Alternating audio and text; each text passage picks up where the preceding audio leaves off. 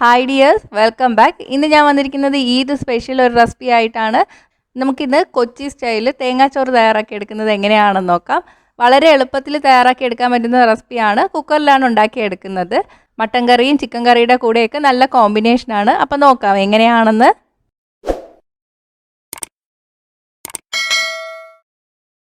ഞാനിവിടെ 1/2 കപ്പ് തേങ്ങ എടുത്തിട്ട് 2 കപ്പ് വെള്ളം കൂടെ ചേർത്തിട്ട് തേങ്ങാപ്പാൽ തയ്യാറാക്കി വെച്ചിട്ടുണ്ട്. ഇളം ചൂടുള്ള വെള്ളം ചേർത്തിട്ട് തേങ്ങാപ്പാൽ തയ്യാറാക്കി എടുക്കുക.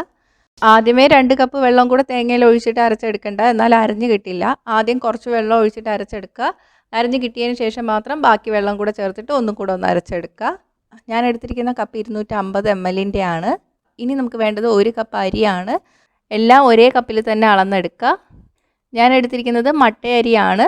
സാധാരണ ചോറ് വയ്ക്കുന്ന വെള്ള അരി എടുത്താലും കുഴപ്പമില്ല. നമ്മളിത് കുക്കറിലാണ് തയ്യാറാക്കി എടുക്കുന്നത്. ആദ്യം കുക്കറിലോട്ട് നമുക്ക് 1 ടേബിൾ സ്പൂൺ വെളിച്ചെണ്ണ ചേർത്ത് കൊടുക്കാം. എണ്ണ ചൂടായിട്ട് വരുമ്പോൾ ഇതിലോട്ട് 3 ചെറിയ ഉള്ളി ചെറുതായിട്ട് അരിഞ്ഞത് ചേർത്ത് കൊടുക്കുക.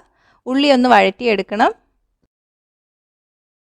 ഉള്ളി വഴന്ന് കിട്ടിയിട്ടുണ്ട്. ഇതിലോട്ട് ഒരു ചെറിയ കഷ്ണം പട്ട, 3 ഗ്രാമ്പു, 1/4 ടീസ്പൂൺ കുരുമുളക്, 1/4 ടീസ്പൂൺ പെരിഞ്ജീരകം, ഇതെല്ലാം കൂടെ ചേർത്തിട്ട് നന്നായിട്ടൊന്ന് ഇളക്കി കൊടുക്കാം. ഇനി തീ ഒന്ന് കുറച്ച് വയ്ക്കുക. ഇതിലോട്ട് ഞാൻ 1/4 ടീസ്പൂൺ മഞ്ഞൾപ്പൊടി കൂടി ചേർത്ത് കൊടുക്കുകയാണ്. മഞ്ഞ കളർ കിട്ടണമെങ്കിൽ മാത്രം മഞ്ഞൾപ്പൊടി ചേർത്താൽ മതി കേട്ടോ, ഇല്ലെങ്കിൽ അത് ഒഴിവാക്കാം. ഒന്ന് ഇളക്കിയതിന് ശേഷം നമുക്ക് ഇതിലോട്ട് തേങ്ങാപ്പാൽ ചേർത്ത് കൊടുക്കാം. തേങ്ങാപ്പാലിൻ്റെ ആവശ്യത്തിനുള്ള ഉപ്പ് ചേർത്ത് കൊടുക്കുക. ഉപ്പ് ചേർത്തിട്ടൊന്ന് ടേസ്റ്റ് ചെയ്ത് നോക്കുക. തേങ്ങാപ്പാലിന് ആവശ്യമുള്ള ഉപ്പിനേക്കാളും കുറച്ചൊന്ന് കൂടുതൽ നിൽക്കണം. അപ്പോഴേ അരി വെന്ത് വരുമ്പോൾ കറക്റ്റ് ഉപ്പായിരിക്കുള്ളൂ. ഇനി ഇതിലോട്ട് നമ്മൾ കഴുകി വെച്ചിരിക്കുന്ന അരി കൂടി ചേർത്ത് കൊടുക്കാം. ഒന്ന് ഇളക്കിയതിന് ശേഷം നമുക്കിത് അടച്ചു വെച്ചിട്ട് 1 വിസിൽ വരുന്ന വരെ വേവിച്ചെടുക്കാം.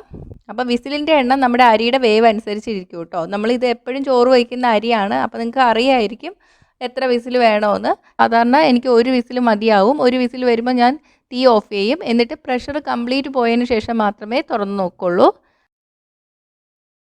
അപ്പോൾ ഇതാ പ്രഷർ കംപ്ലീറ്റ് പോയിട്ടുണ്ട്. വെള്ളമൊക്കെ വറ്റി അരി നന്നായിട്ട് വെന്ത് വന്നിട്ടുണ്ട്. അപ്പോൾ നിങ്ങൾ തുറന്ന് നോക്കുമ്പോൾ അരി വെന്തിട്ടില്ലെങ്കിൽ കുറച്ചും കൂടെ വേവിച്ചെടുക്കുക. വെള്ളം വറ്റി പോയിട്ടുണ്ടെങ്കിൽ ആവശ്യമുള്ള ചൂടുവെള്ളം കൂടെ ചേർത്തിട്ട് വേവിച്ചെടുക്കുക കേട്ടോ. അപ്പോൾ നമ്മുടെ തേങ്ങാച്ചോറ് തയ്യാറായിട്ടുണ്ട്. ഇത് എളുപ്പത്തിൽ തയ്യാറാക്കി എടുക്കാൻ പറ്റുന്ന രീതിയാണ്. ഇതിൻ്റെ കൂടെ മട്ടൻ കറിയും ചിക്കൻ കറിയും പപ്പടവും തൈരും ഒക്കെ നല്ല കോമ്പിനേഷനാണ്.